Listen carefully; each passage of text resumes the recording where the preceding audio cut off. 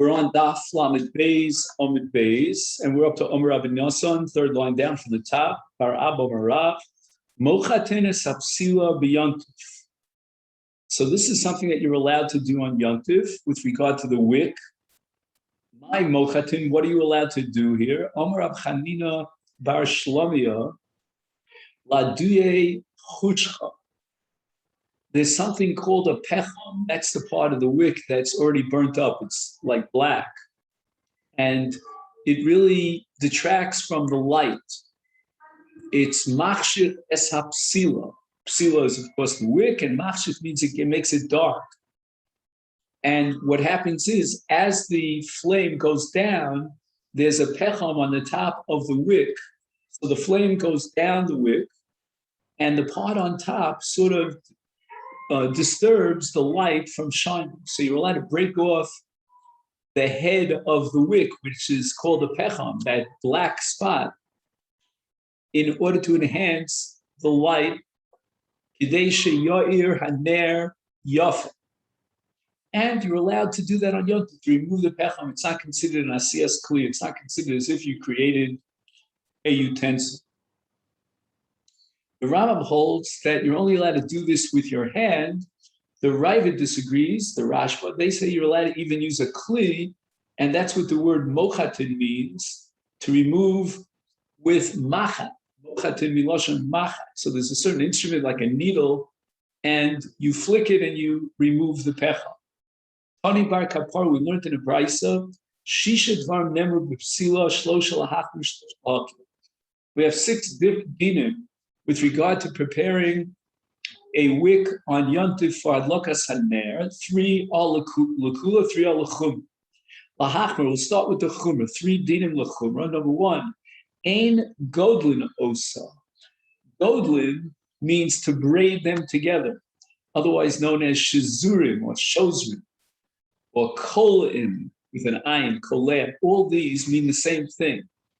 That you're not allowed to take the psila of this wick and braid it together, l'chatchila b'yont, because you're creating a psila that now becomes re'uya ladlok, and now it becomes suitable for lighting, and that's considered asiyas kli. So a psila, a wick, is made not of just one string, so to speak, but many strings that are woven and are braided together. So that braiding you're not allowed to do on Yom Tov because it's considered like you're creating a kli.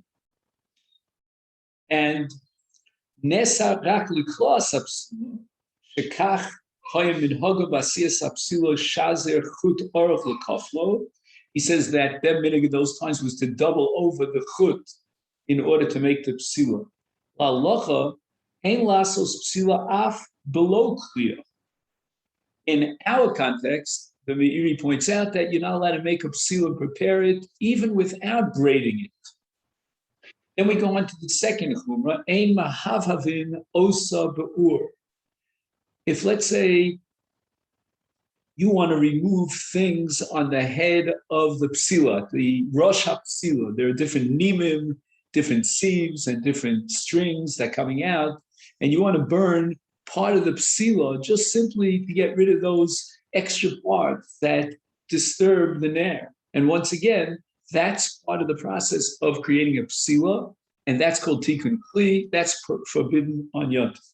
All that should be done before Yom Tov. And thirdly, ein chotchino solik shnayim. You're not allowed to rip apart a single psila, a wick, in order to make it into 2 wicks. And that's because, again, a tikkun kli. But here are the 3 laws that are more lenient with regard to preparing a psila for Yom Tov. Number 1, if, let's say, the psila is very large, it's too large for you and it's too thick, v'macha biyat. Now, this is called a shinui or kalachar yad. The normal way that you would deal with a psila gdola v'gasa would be with a kli, but here he's doing it manually. And he sort of, moves his fingers around in such a way that that by squeezing the psila, he makes it thinner instead of being thick, and it's roy ladloka, it's more noach ladloka, it's easier to light it. Number two, shora b'shemen. You're allowed to take a wick and soak it in oil so that it'll light well because it'll absorb a lot of oil. And finally, the third kula, chodcha bi'or. If you want to split a psil into two, we said you aren't allowed to do that with a kli, but you're allowed to do it over the fire. You take the wick, stretch it out over a flame. The flame will cause it to divide into two. No say shnei roshela b'fi shtei neros. So he, let's say, he has two neros on two sides, and he's able to take these two neros, put them together in a way that he is able to light, set up a light between these two neros joining together and split the psila into two. The Rashba points out that the Beitza doesn't mention mochatim es hapsila. We said in the original statement of Rabbi Nosson in the name of Rav that you're allowed on Yontif to break off the pecham on the top of the psila. Why wasn't that mentioned here? And the Rashba answers that these 6 dinim all apply to what's called the guf hapsila, the wick itself. However, the pecham, which is on the top, that part of the pech of the wick that already burnt up and it's now black, that's not considered part of the pecham. It's not miguf hapecham, and it's not miguf hapsila, I should say, not pecham. It's pecham, it's not miguf hapsila, sorry. And that can be removed, but it's not mentioned in this Beitza because this Beitza is focused exclusively on the psila, on the wick itself. Rav Nosson bar Abba Marav. Once we mentioned a statement of Rav Nosson in the name of Rav about Moften Psila B'Yontif, so the Gemara brings 2 other statements in this tradition of Rav Nosson in the name of Rav. The first one is about the Ashirim, the Atire, which means the rich people of Bavel. And this is a musashbuz against a tirade and a castigation against those rich people in Bavel that did not share their wealth with the poor. And Yordei Gehenim, as a result, since they don't have any compassion and any magnanimous giving of tzedakah to share their wealth with those who are in need, therefore they will be Yorish Gehenna. Like the following story, the Shabtai Ar Marinus, a certain individual called Shabtai, who came Ikla Lebava, Boy Minayu, he asked from the richer people in Bavel, Iska, please, give me a job, meaning give me some merchandise that I can sell, and we'll divide up the profits. I just want a percentage of the profit. This would keep me going, keep me afloat, give me a parnos, an income. Lo Yov, they refused. Then he asked them, Mizone, can you give me at least food to eat? Lo Yov, they refused. Beizanami lo zinuya. Omar Shabtai said, Ani me erev ravkos. These rich people in Bavel that refuse to share their wealth, even for the needy, are apparently descendants of the Erev Rav, who joined the people of Israel when they left Mitzrayim, gave a lot of trouble to Israel, and the pasuk says, Gam Erev Rav Ola Itam, and Rashi says in Chumash that was a tarovis of Umos Shel Gerim, and perhaps, according to the Rishonim, interpreting that these are people from Mitzrayim that joined and mixed in with the Jewish people. They were a source of terrible, some say that the entire chait of the Eged was indicated by the asufs of the Erev was organized or perpetrated. Now, how do I know that these Jews in Bavel, these rich people who refused to give tzedakah and had no compassion on the poor, how do I know that they must be descendants of this mixture from other nations? They couldn't be real, original, genealogical descendants of the Jewish people. The pasuk says in Dvarim Yud Gimel, "V'nasan lecha rachamim v'richamecha." God promises that the people of Israel will always manifest the midah, that action of rachmanos, of having rachmanas al brios, of having compassion and pity on people. And this was a divine promise to be holy avos. The limud is from the end of the pasuk, actually, where it says, "V'hirba v'irbecha kasher nishbal avoseh."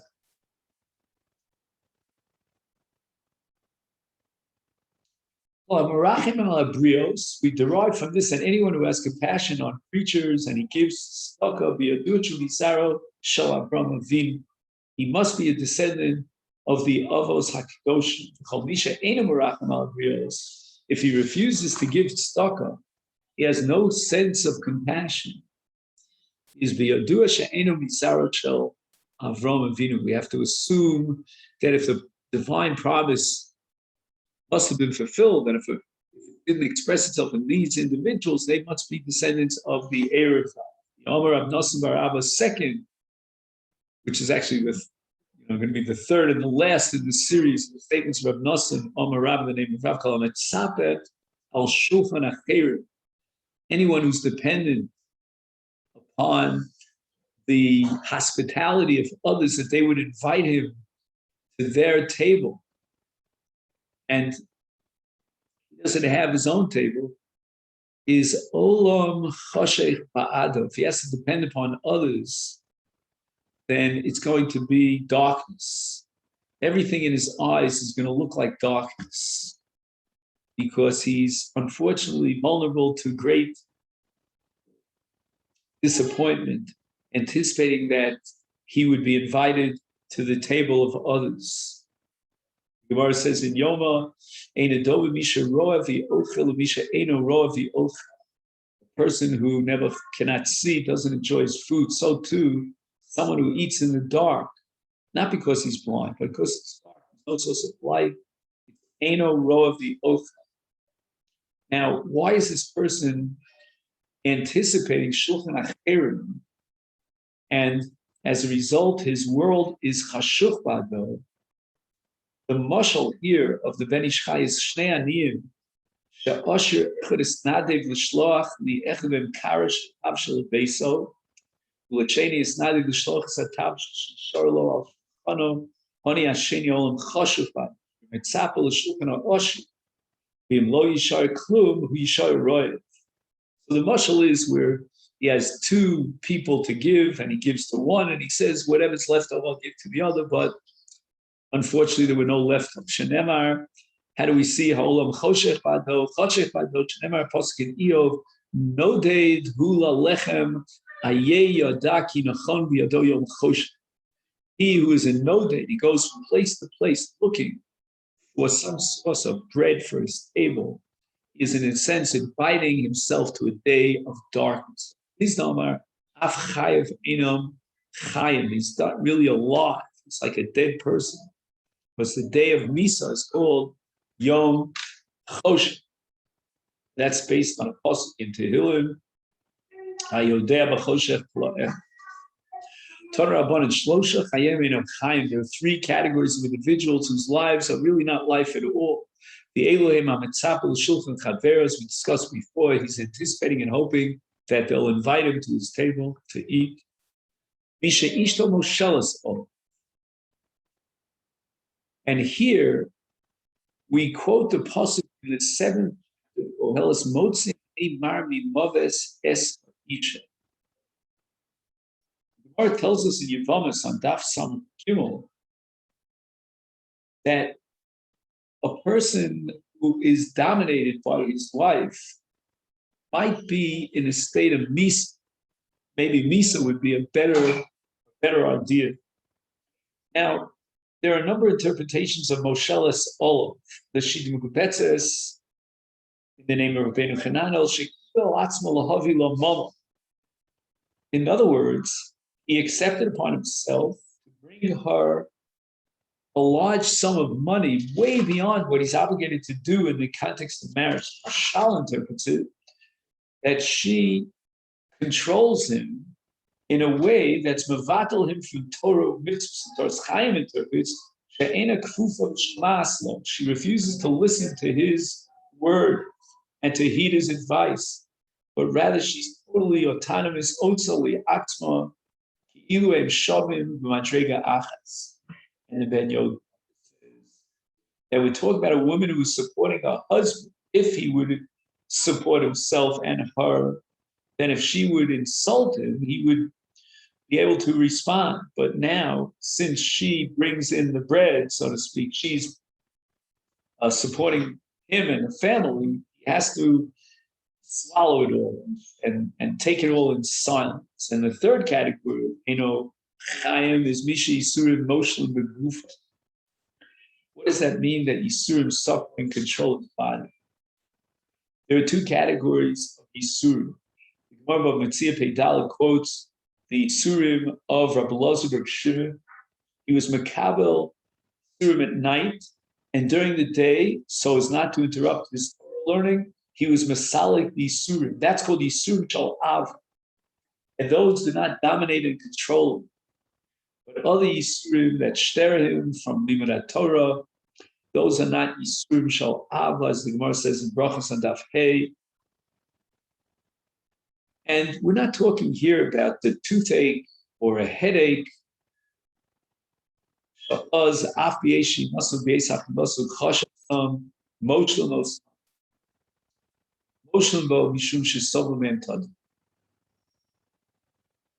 he says that this is a case of Yisurim that are perpetual, a constant toothache if he doesn't take care.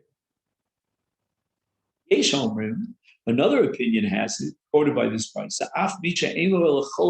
only has one garment to wear, one cloak. And in those days, if you didn't clean the cloak, then it got full of what's called kinim, of lice. Not pleasant.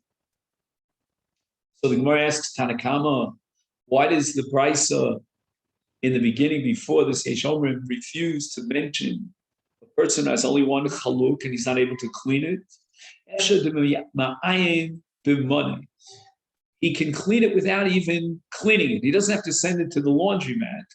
He can wear it, and while he's wearing it, carefully inspect it to make sure that there are no kinim and remove the kin. And now we're up to the Mishnah that addresses other isurim, other additional isurim on Yontif because of tikkun kli. Ein shovrin es hacheres, the ein chotchin es haniyar litzlos bo moliach. Now, in those days, when they broiled, or I should say roasted, a fish called moliach on an open fire, then there was a danger that if the fire went directly into the fish, it would burn the fish. So it needed things to separate from the fire and the fish. And what they did was they used an askala, which is a net that's made of metal, and the fire would come underneath it.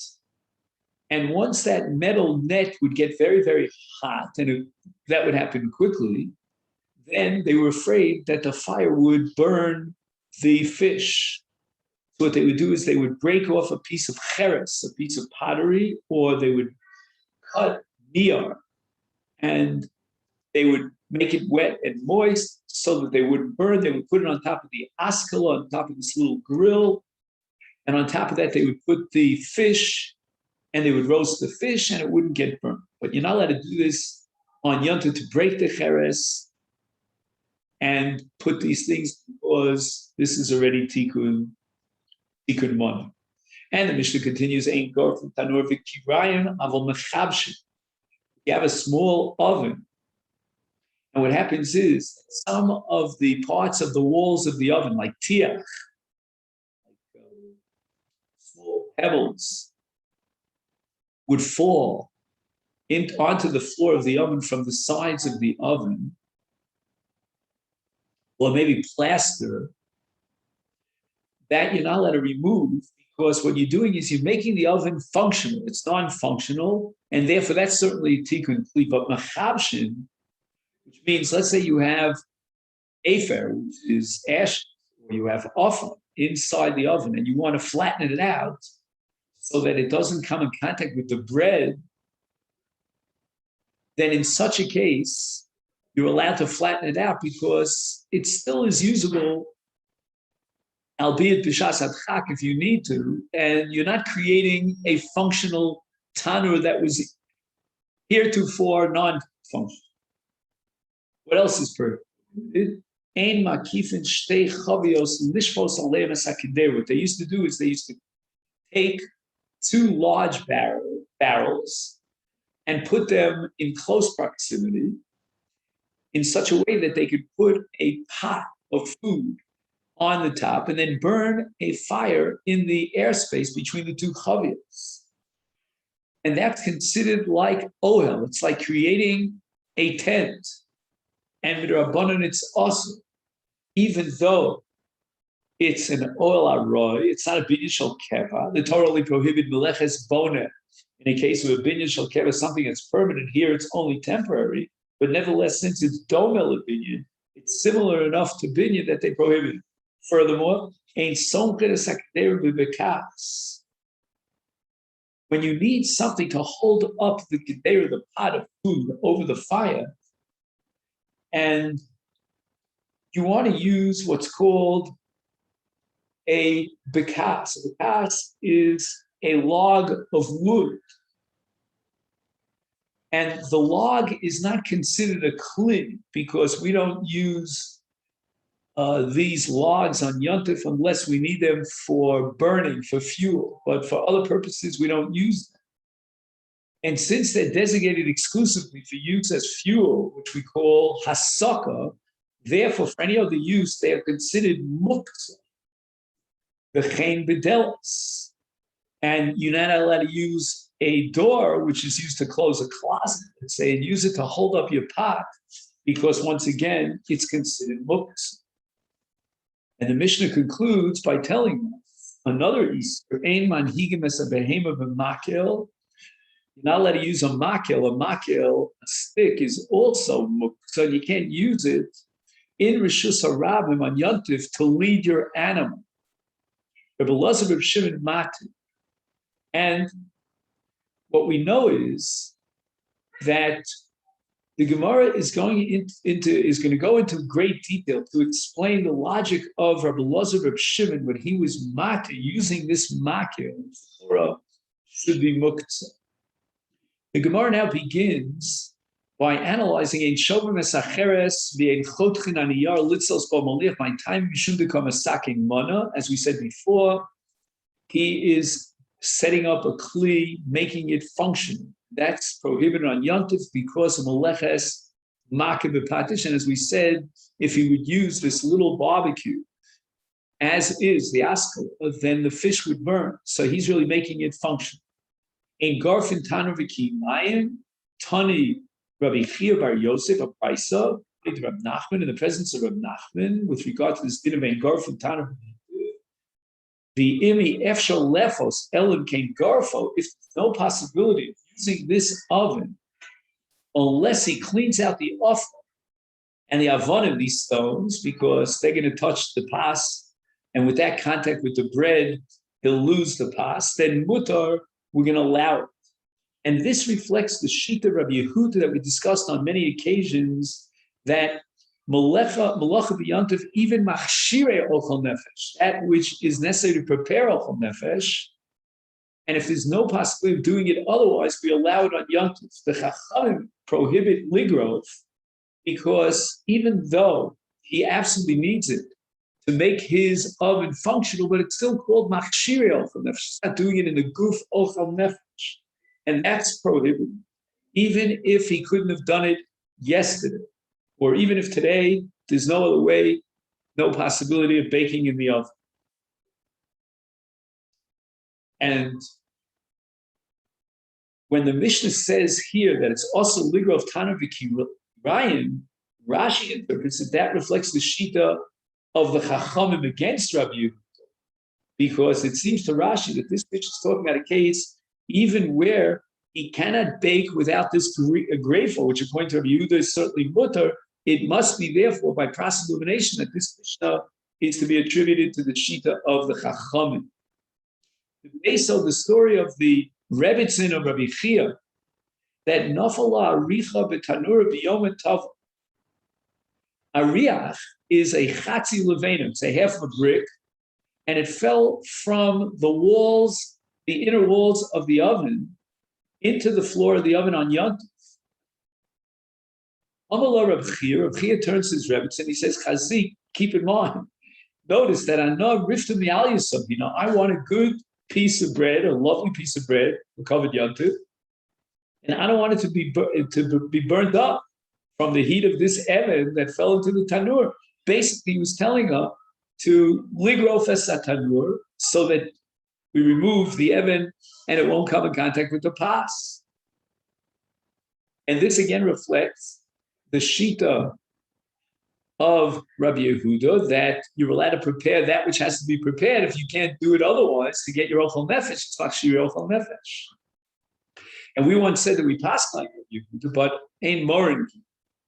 Amalei Rava l'shamin, Rava said to his Heisbacher, his second in command, Tveli bar avza. Bar avza is a duck, and he asked him to roast a duck for him in the oven.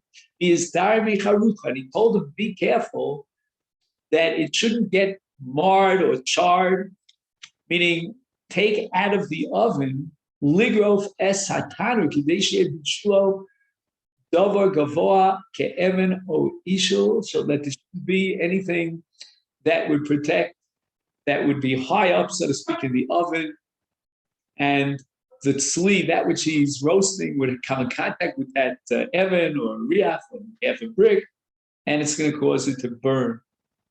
Amalei Ravina Rav Ashi, Amalei Rav Acha mihutza, demar sharkin le tanur b'yom tava. My evan, the evan of my master of Ashi, would be tach avuro es hakisui al pi hatanur b'tif b'yom. He would actually plaster down the covering of the oven with cement and plaster on Yom Tov itself when there was roast inside of it, something roasting. Why? Because if the tanur is not completely insulated and absolutely covered and there's room for air to go out and go in, it's going to ruin the tzli. Ruach kachel, motzi es chalmo. And Ravina pointed out that this was tamua b'yeina.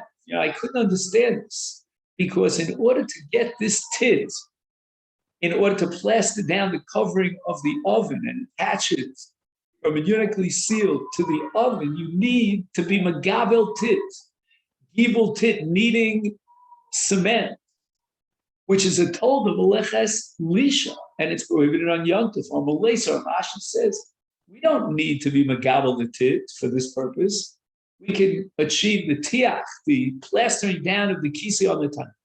Anoah rakso de pras, because our clay with which we make this covering, this cement or plastic, comes from the banks of Nar Pros, and they're very moist. And as a result of the moisture, the tit is already megubal.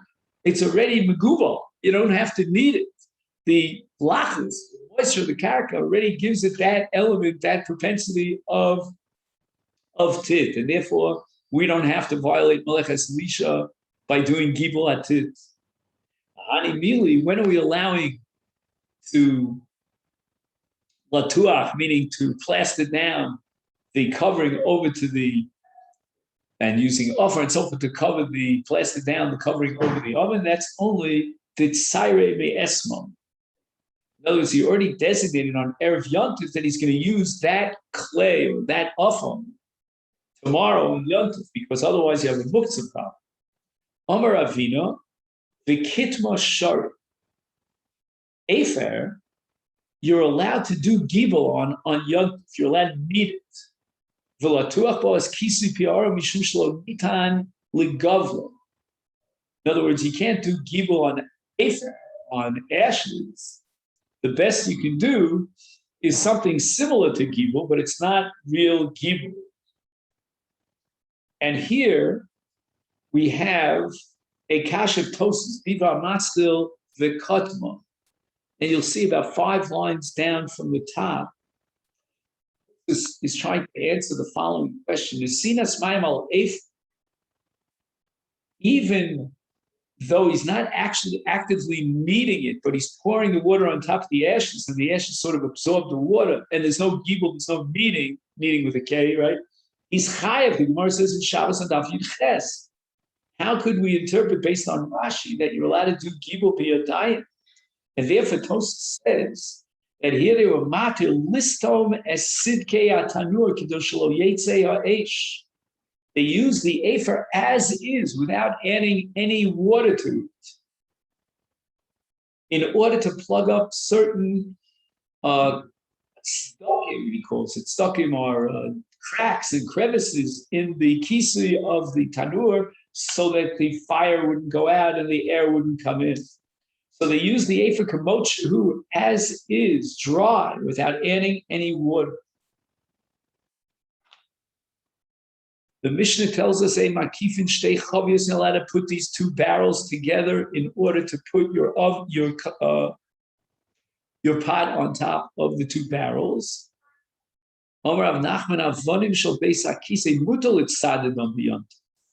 You have large stones, and you want to bring them one near the other to make, and there'll be an empty space in the middle to make a sort of a toilet out of it, a bathroom. That you're allowed to do to bring them closer and make this. What are you going to do with that Mishnah? The Mishnah says, not allowed to take 2 chavios, 2 barrels, and bring them close together so that you'll be able to put your pot on top of these 2 barrels and light the fire underneath it, because you're making a binyan. It looks like a binyan on Yontif. So why were you matir to bring 2 large stones together on you to make a Beis HaKisei? It's also again nireka osa binyan. And Rav Nachman responds to Rabba Amalei Shani Hasam. That case of bringing the great barrels together in order to put the pot on is different. That's for sure prohibited on you. To be sure, dika avid oil. He is creating an oil. Why? Because there itself is going to be like the gag, like the roof of a tent. In the case of the Avnei Beis HaKisei, he's not going to put anything on top. He's going to leave it open, and if it's not near a binyan at all. But the Gemara asks a kasha, this teretz of Rav Nachman, Omalei Rav Zuta, the Rav Ashi, Elemeyato. If you tell me the reason why you're allowed to bring the Avnei Beis HaKisei close one to the other, it's not considered a siyas binyan because it doesn't have a gag, and it's not like an oil, is therefore Bana Itztaba, if he creates a kisei, a place to sit on, and it's made of a binyan of levanim vitit biyotiv, it's made of bricks and cement, below ovid oil. He doesn't have a real oil. Why? Because when he makes this kisei out of bricks, there's no open space. And oil, by definition, is a gag with a halal, open space. Would you allow this on Yontif? Sure, this is also, it's a binyan on it. Amalei. Rav Ashi responds, Hasam, in the case of building an itztaba, this large chair, binyan keva, it's a permanent binyan, a structure that's permanent. Osra Torah. We're dealing with the Doraisa, the binyan keva, and it's also in Torah. Even if it has no halal, it's a binyan. Don't call it an oil, call it a binyan. But binyan arai, in a case of something that's only temporary, for example, in this case of the Avnei Beis HaKisei, ain't daito v'kavanoso shel abona she's kayim daito sotro v'lachenu binyan arai. He's not intending to keep it there forever. He's lo asra Torah. The Torah didn't prohibit it, and therefore it's only a d'Rabbanan. The gozer Rabban al binyan arai. It's true that to create a temporary binyan is prohibited midrabbanan on Yontif. We should binyan keva because it might lead him from a binyan arai to build a binyan keva. But here in the case of Abanim of Beis HaKisei, there's covered abrios involved. Because if he needs a Beis HaKisei, then This is human dignity. Well, God to the Rabbanan did not institute this gzeira. Amar Rabbi Yehuda Haim Durasa, a Madura Gdola. In other words, a very high flame that they used to make in front of the offices, and they used to build it with like a pyramid out of the logs of wood, the wider ones on the bottom, like in a square, and then getting shorter and shorter until you reach the top. These misajin are book solim shal eight. So they put up 4 walls made out of wood on 4 sides. Umenichem aleim eitzim milamalo, and they put logs of wood on top, and then they would light a fire in the halal, in the open space underneath it, and it's similar to oil.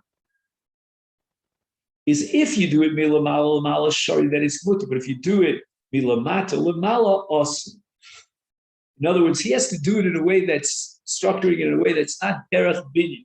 So milamala lamata is not derech binyan. If he begins from on top and he maskil bin agad shemachzika eitzim, which is holding on to the wood, sheminiach lamala. So he's got some eitzim on top, and he organizes the rest of the eitzim on the bottom, on 4 sides. Shari, he's allowed to do this. That's not called derech binyan.